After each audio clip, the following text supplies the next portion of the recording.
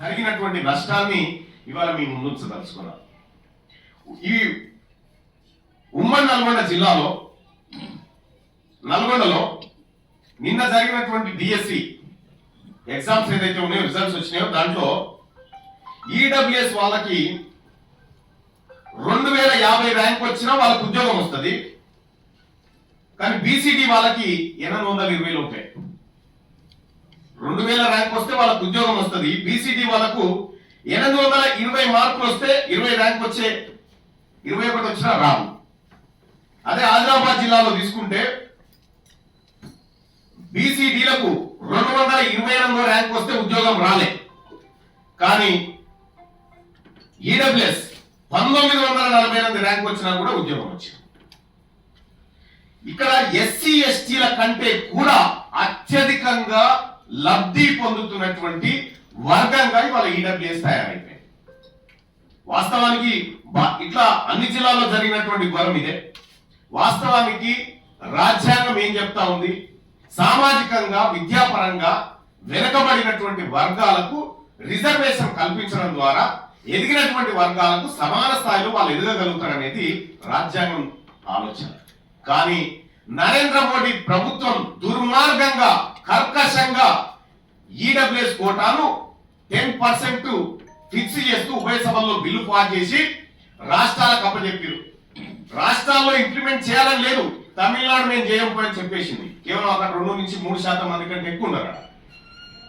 ఇక్కడ తెలంగాణలో కేసీఆర్ అనేటువంటి వ్యక్తి ఈడబ్ల్యూఎస్ కోటాను ఆగ మేఘాల మీద ఎలాంటి సర్వే కానీ ఎలాంటి కమిషన్ రిపోర్ట్ కానీ లేకుండా 10% ఇంప్లిమెంట్ చేయడం ద్వారా ఇవాళ డిఎస్సిలో కేవలం 110 ఉద్యోగాలు ఈడబ్ల్యూఎస్ కు రావాల్సి ఉంటే 1100 ఉద్యోగాలు వాళ్ళకు పోయినాయి.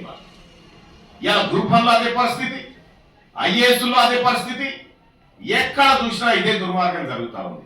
కాబట్టి ముఖ్యమంత్రి గారిని రిక్వెస్ట్ చేయడం జరిగింది. ఇక్కడ మా బీసీ ప్రజలు నష్టపోతా ఉన్నారు. ఒక బీసీలే కాదు, ఈ ఈడబ్ల్యూఎస్ కోటా 1 or 1.5% ఫిక్స్ చేస్తే మిగిలినటువంటి 8%, 8.5% ఓపెన్ లో కలిపితే అందులో ఓసీలకు కూడా అవకాశం ఉంటుంది. వాళ్ళు కూడా పోటీ చేసుకునేటువంటి ఏది ఆ ఉద్యోగాలు సంపాదించే అవకాశం ఉంటుంది. కానీ ఇక్కడ అలా జరగడం లేదు. ఇది బీసీలకు, బీసీ నిరుద్యోగ యువతకు జరుగుతున్నటువంటి అన్యాయాన్ని మూడోసారి ముఖ్యమంత్రి గారి దృష్టికి తీసుకుపోవడం జరిగింది. ఆయన అతి త్వరలోనే ఈ సమస్యను పరిష్కరిస్తామని చెప్పడం జరిగింది. వాస్తవానికి రిజర్వేషన్ ఉన్నది పేద వర్గాలను పైకి తీసుకురావడానికి. కానీ నరేంద్ర మోడీ గారి ప్రభుత్వం పెద్దోళ్ళని ఇంకా పెద్దగా చేయడానికి ఈ ఈడబ్ల్యూఎస్ పెట్టి ఇవాళ కొంపలు ముంచిండు.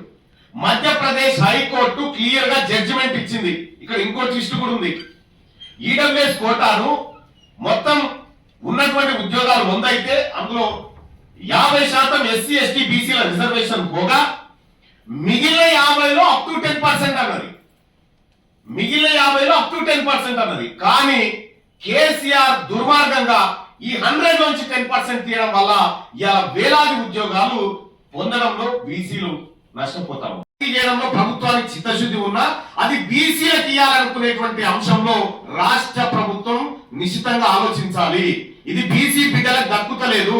మా గౌరవనీయులు మా నాయకుడు రాహుల్ గాంధీ గారి ఆలోచన ఏదైతే ఉందో సోషల్ ఇంజనీరింగ్ అనేటువంటి ఆలోచన, జిస్కి ఎంతైతే జనాభా ఉన్నారో వాళ్ళకి అంత దక్కాలనేటువంటి ఆయన ఆలోచన ఏదైతే ఉందో అది ఇంప్లిమెంట్ జరగడం లేదు. అది సరి చేయాలని గౌరవ ముఖ్యమంత్రి గారికి చెప్పడం జరిగింది. ఆయనకు గతంలోనే జడ్జిమెంట్ కాపీ ఇవ్వడం జరిగింది.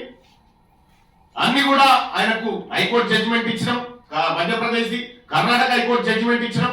అన్ని ఇచ్చినప్పటికీ కూడా ఇవాళ జరుగుతలేదు. ఈ ఉద్యోగాలు ఇప్పుడు వేగంగా భర్తీ చేసుకుంటూ పోతా ఉంటే 10% ఇచ్చి వాళ్ళు 30 ఏళ్ల పాటు వాళ్ళు ఉద్యోగాల్లో కూర్చుంటే 30 ఏళ్ల పాటు ఈ బిడ్డలకు ఆ ఉద్యోగాలు రావు.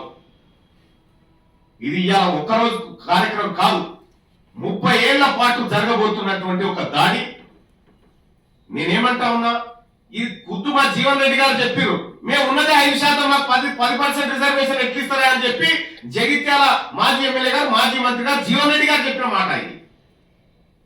మేము ఉన్నదే 5%, మాకు 10% రిజర్వేషన్ ఇవ్వడం అంటే ఇది దుర్మార్గం, ఇది బీసీలో కడుపు కొట్టడం అనేది మాట ఆయన చెప్పిండు.